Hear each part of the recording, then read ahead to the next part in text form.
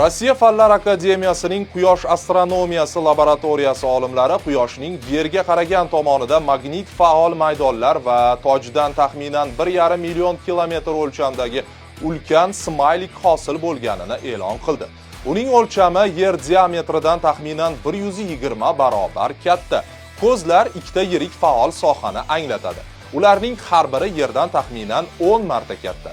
Tabassum uzunligi taxminan 500 ming kilometr bo'lgan ulkan toj hisoblanadi. 1,5 million kilometrlik ulkan smaylik hozirgi Quyoshni ifodalaydi.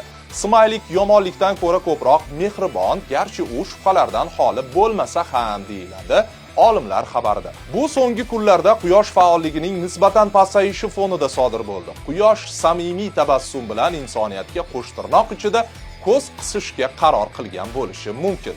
Yangilik ommaviy axborot vositalarida keng tarqaldi va odamlar Quyosh yaxshi kayfiyatda yoki bizga dalda berishga qaror qildi deb hazillashmoqda.